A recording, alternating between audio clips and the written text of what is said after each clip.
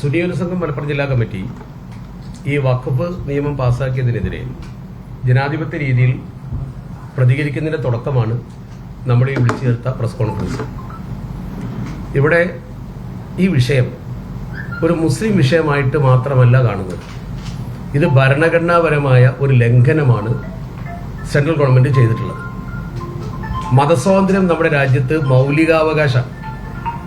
മൗലികാവകാശത്തിന് മേലുള്ള കൈകടത്തലാണ് ഇപ്പോൾ കേന്ദ്ര ഗവൺമെന്റ് നടത്തിയിട്ടുള്ളത്.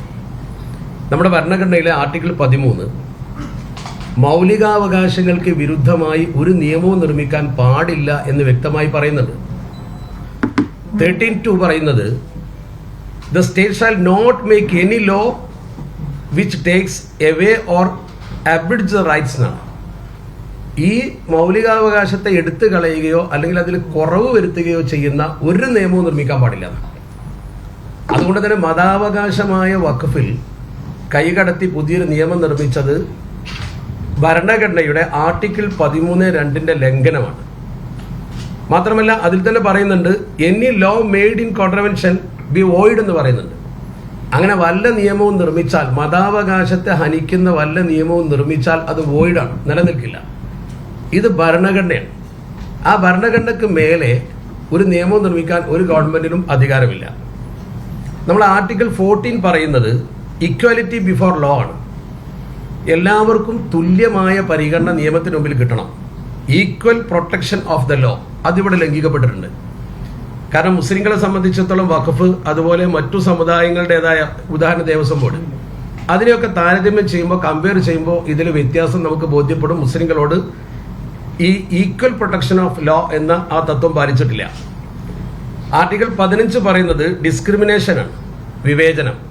നമ്മുടെ രാജ്യത്തെ ഏതൊരു പൗരനോടും religious, race, caste, sex, place of birth, അതിന് സമാനമായ, ഉദാഹരണമായി വർഗം, ജാതി, മതം, ലിംഗം, താമസ സ്ഥലം, ഈ കാര്യങ്ങളുടെ പേരിൽ ഒരാളോടും ഒരു വിവേചനം രാജ്യത്ത് നടത്താൻ പാടില്ല എന്നത് ഖണ്ഡിതമായ ഭരണഘടനയാണ്. ആർട്ടിക്കിൾ 15 അത് കൃത്യമായി പറയുന്നുണ്ട്. അതിന്റെ ലംഘനമാണ് നമ്മുടെ രാജ്യത്ത് ഇപ്പോൾ ഒരു സമുദായത്തോട്, ഒരു വർഗത്തോട് കാണിച്ചിരിക്കുന്നത്. ആർട്ടിക്കിൾ 25 പറയുന്നത് ഫ്രീഡം ഓഫ് കോൺഷ്യൻസ് ആണ്.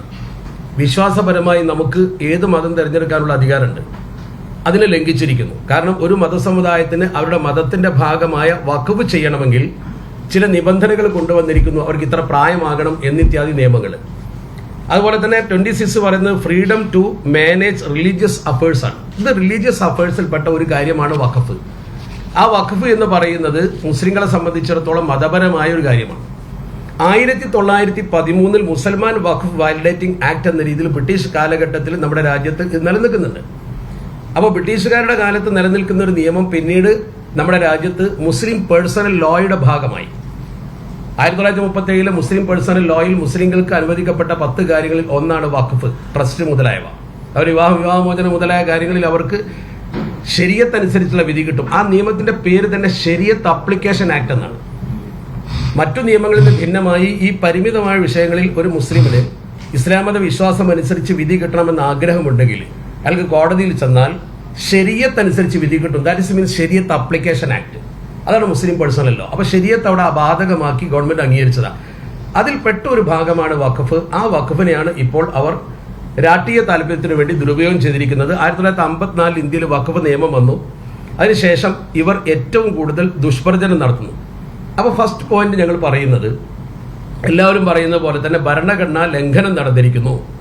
രണ്ടാമത്തെ പോയിന്റ്, സെക്ഷൻ 40 കുറിച്ച് കള്ളപ്രചരണമാണ് നടത്തിയത്.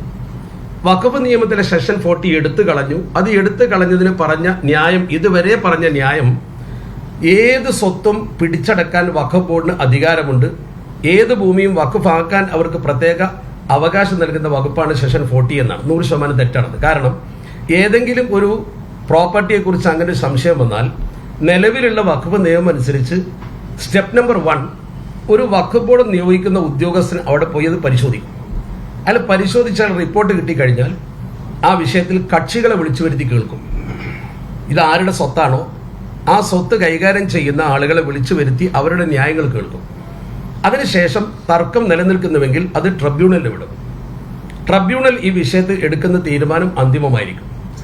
എന്നാൽ ട്രിബ്യൂണലിന്റെ തീരുമാനം അന്തിമമാണെങ്കിൽ പിന്നീട് ഒരു കോടതിയിലും പോകാൻ പറ്റില്ല എന്നാണ് പ്രചരണം നടത്തിയത്. 100% തെറ്റാണ്. കാരണം ട്രിബ്യൂണലിന്റെ തീരുമാനത്തിനെതിരെ കോടതിയിൽ പോയ നിരവധി അനുഭവങ്ങളുണ്ട്. ശേഷം കോടതിയിൽ പോകാം, ഹൈക്കോടതിയെ സമീപിക്കാം, തുടർ കോടതിയെ സമീപിക്കാം. മാത്രമല്ല, ഈ ട്രിബ്യൂണൽ എന്ന് പറയുന്നത് ജില്ലാ ജഡ്ജിയാണ്, അദ്ദേഹമാണ് അധ്യക്ഷൻ. ജില്ലാ ജഡ്ജി അധ്യക്ഷൻ എന്ന് പറയുന്ന ഹൈക്കോടതിയുടെ നിയന്ത്രണത്തിലുള്ള ഒരു ജില്ലാ ജഡ്ജി. അതുപോലെ തന്നെ ADMന്റെ റാങ്കിൽ കുറയാത്ത ഒരാളാണ് മറ്റൊരാൾ. പിന്നെ ഒരു മുസ്ലിം നിയമത്തിൽ പരിജ്ഞാനമുള്ള ഒരു വ്യക്തിയും. അപ്പോൾ ഈ ഭൂമിയെക്കുറിച്ച് തർക്കമുണ്ടായുള്ള ഈ നടപടിക്രമം വഖഫ് ബോർഡിന് മാത്രമല്ല ദേവസ്വം ബോർഡിനും അങ്ങനെ തന്നെയാണ്.